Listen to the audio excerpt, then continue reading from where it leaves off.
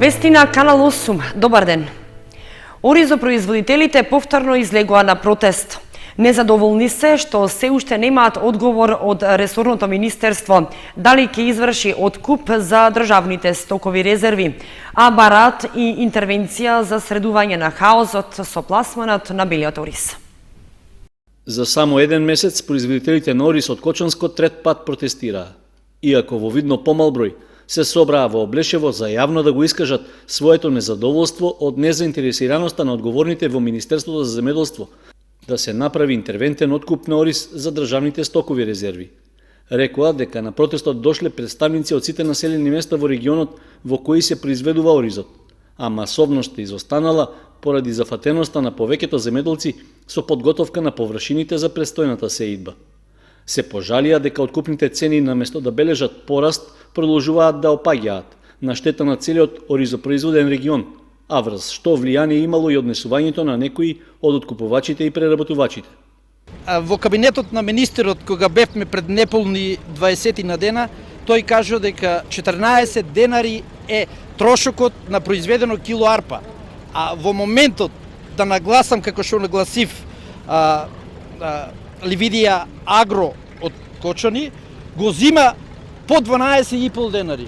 Значи, има надолна линија, а не нагорна линија на арпата. Да нагласам уште, таа турска фирма, во моментот за општина Кочани, од почнувањето на сеидбата на оризот од 70-те години, стана погребно оделение, оператор погребен за оризопроизводителите. Погребен оператор. Во спротивно тоа има сознание дека вчера се увезени 300 тона бел ориз во нашата општина. Борисов додаде дека протестите на оризопроизводителите нема да престанат и најверојатно ќе се радикализираат откако ќе се намалат нивните активности околу сеидбата. Иако веќе привршува подготовката на нивите за новата сезона, тие се во дилема дали пролетва воопшто да ги засеат. Нашето активирање ќе биде малку порадикално до сега, малку да се снечат работите по шпицо на водата, ние ќе се ангажираме малку по селата и ќе го правиме грчкиот штрајк, поштено. Грчкиот штрајк ќе го правиме, па нека мислат они дали турскиот ориз е увезен, дали италијанскиот, дали било кој, нека замислат овоја од владата и поратаму. Земјоделците се они умрени веќе, нема што да прават. Тоа е завршено за ни работата. Што му оде со една туба од 3 кила нафта става у трактор или на орање, што ќе правиме овој повеќе? Па може банани и краставици на оваа нација тука. Мислам дека бананите ќе успеат и краставиците. Краставици семе од грдлци ќе донесат, поголеми ќе излават и само краставици. Протестот на земјоделците во Облешево траеше кратко и помина во мирна атмосфера. Тие рекоа дека засега не сакаат да го блокираат сообраќајот на магистралниот пат Кочани-Штип, како што направија при првиот протест. Сепак, за следните слични собири што ги најавија, не гарантираат дека ќе поминат мирно, доколку состојбата со откупот и цените не се подобри. Полицаец од полициската станица Виница заработи кривична пријава за несовесно работење. Наместо казна за сообраќаен прекрашок на една транспортна фирма, тој составил записник за друга која воопшто не била собственик на возилото. Одделот за внатрешна контрола, криминалистички истраги и професионални стандарди поднесе кривична пријава против 48 годишниот ВГ, полицаец во полициската станица од Виница, поради постојање основи на сомнение за сторено кривично дело несовесно работење во службата. Полицаецот запрел товарно возило што го управувал возачот СМ, при што констатирал прекрашок, за што изготвил и записник со барање за поведување прекрашочна постапка. Но во документот внел невестините податоци. На местото собственик на возилото не ја запишал фирмата Негрита од Берово и незиното одговорно лице, туку го внел името на правното лице Малеш Транс од Берово и лицето ДК во својство на одговорно лице. На овој начин полицаецот ги ослободил од прекрашочна одговорност фирмата Негрита и незиниот директор. Од друга страна му нанел штета на Малеш Транс во висина на глобата што била изречена.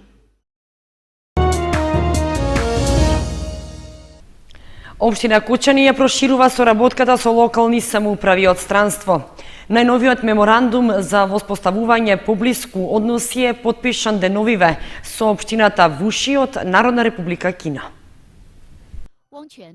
По покана од градоначалникот на Општинската народна влада на Вуши, Ванг Куан, делегација од Општина Кочани, во која беа градоначалникот Радко Димитровски, председателот на Советот Јордан Димитров и раководителот на одделението за ГИС Зоран Христов, ја посети Народна република Кина. Целта на посетата беше да се воспостави стопанска и аграрна соработка меѓу Кочани и Вуши, заради што на официјален прием кај градоначалникот на кинеската општина беше потпишан меморандум за соработка.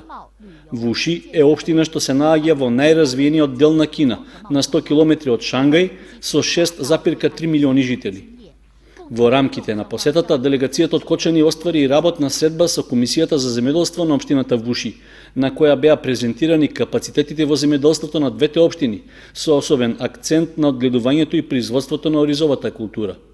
При тоа беа разгледани можностите за соработка на ниво на институти со цел да се развијат хибриди за квалитетно оризово семе, кое што би одговарало на поднебето во Вуши.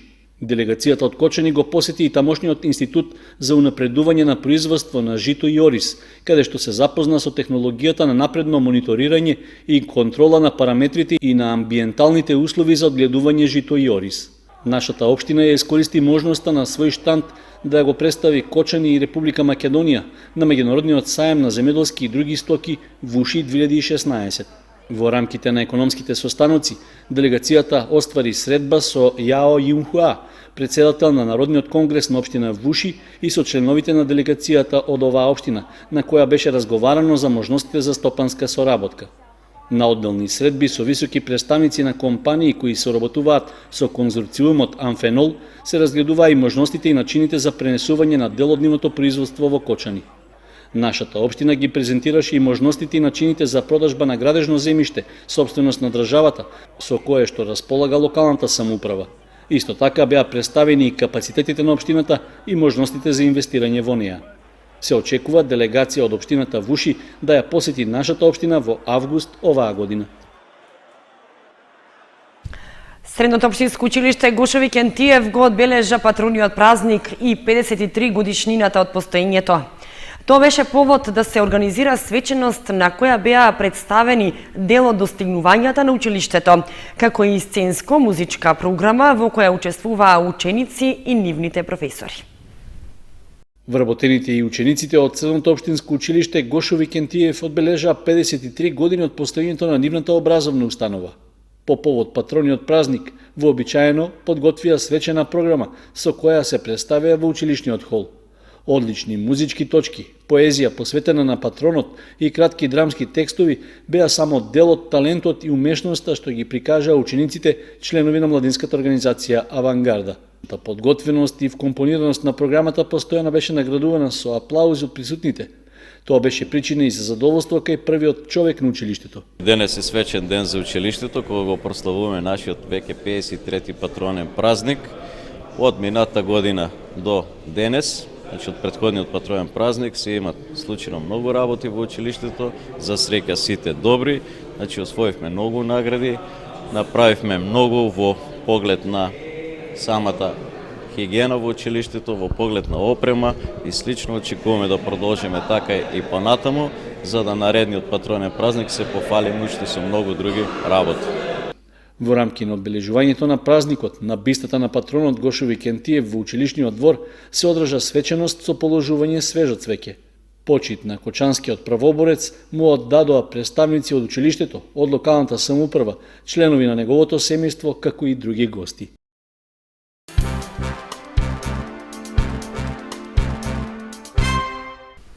Училиштата и граѓанските здруженија од општините од регионот се вклучуваат во одбележувањето на Денот на планетата Земја и Светскиот ден на акција 2016. Тоа е повод в петок да се организираат ревијални велосипедски трки во Кочани и Чешиново Облешево. И годинава граѓански здруженија, велосипедски клубови и училишта од регионот ќе се вклучат во одбележувањето на Денот на планетата Земја и Светскиот ден на акцијата 2016. Заради подигање на јавната свест за потребата од зачувување на животната средина и здравиот начин на живење, ќе се одржат ревијални велосипедски трки во општините Кочани и Чешиново Облешево. Според информацијата од раководството на велосипедскиот клуб Поскок, кој е дел од организацијскиот одбор на настанот во Кочани, планирано е дефилето да се одржи в петок со почеток од 11 часот. Стартната позиција ќе биде кај паркот на Револуцијата. Освен пријавените учесници, велосипедистите ги покануваат и сите заинтересирани граѓани да дојдат со своите велосипеди и да им се придружат во активноста, со што ќе дадат макар и минимален придонес за заштита на животната средина. Слична активност ќе се одржи и во општината Чешиново-Облешево.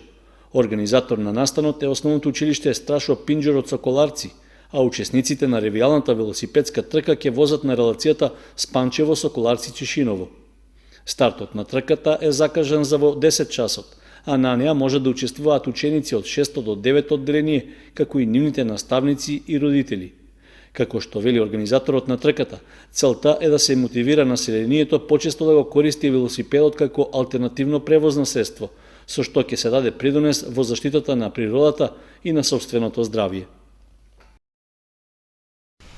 Учениците од Основното училиште Свети Кирил и Методи постигнаа одлични резултати на регионалните и државните надпревари во повеќе области. За сите нив, наградите што ги освоија се добра мотивација за продолжување на досегашните успеси на надпреварите што им предстојат. Во текот на месец април се реализираа регионалните надпревари по повеќе предмети, на кои Основното училиште Свети Кирил и Методи покажа високи резултати, при што се освоени први награди и учениците се стекнаа со право за учество на државните надпревари. Кочанското училиште беше домакин на регионалниот надпревар по математика, каде во категоријата на ученици од 4-то одделение најдобар во регионот беше ученикот Драган Хаджи Василев под менторство на наставничката Љубица Теодосиева. Кај петоодделенците најдобри резултати постигна Матеј Беличев под менторство на наставникот Ванчо Петрушевски, а кај шестоодделенците првата награда ја освои Данча Ајтовска под менторство на наставничката Мима Божинова. Во останатите категории на ученици со право за учество на државен надпревар се пласираа Сара Манасиева од 8 и Бојана Коцева од 9-то одделение под менторство на наставникот Петар Симов. На регионалниот надпревар по физика, ученичките Бојана Коцева и Мима Војновска под менторство на наставничката Розета Диванисова се стекнаа со право на учество на државниот надпревар. Исто така на државниот надпревар по природни науки и биологија ќе учествуваат учениците Андреј Давидков и Марија Донева под менторство на нивните наставници Павлина Велинова и Надат Змбова Донева. На надпреварот по спелување, организиран од Мировниот корпус, учествуваа 43 ученици, од кои во категоријата од 6-то одделение за учество на државниот надпревар се пласираа Марија Јосифова и Христијан Атанасов под менторство на наставничката Катерина Симеонова, како и Мартин Коцев, чиј ментор беше Фросина Јованова Стојанова.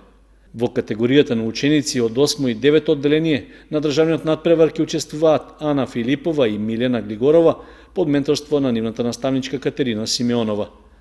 На регионалниот надпревар по географија одличен резултат постигна ученикот Матеј Давчев од 9 одделение под менторство на наставничката Розета Николова, со што се стекна да учествува на републичкиот надпревар.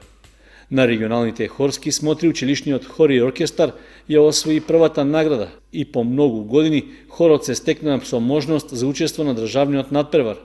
Најнакрај на државниот надпревар Млади иноватори првата награда ја освои ученикот Давид Јакимов под менторство на наставничката Сузана Анева.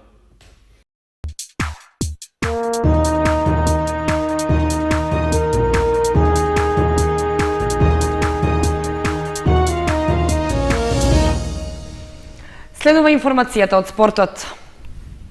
Заврши првенството во третата кошаркарска лига за мажи. Нов шампион е екипата на Карпош Соколи, која од идната сезона ќе игра во еден ранг повисоко, а Баскет Дино го освои предпоследното место и останува во лигата. Се одигра последното коло во третата кошаркарска лига во машка конкуренција, во која имаше само еден надпревар, и тоа меѓу директните конкуренти за врвот на табелата Карпош Соколи од Скопје и Црн Дрим од Струга.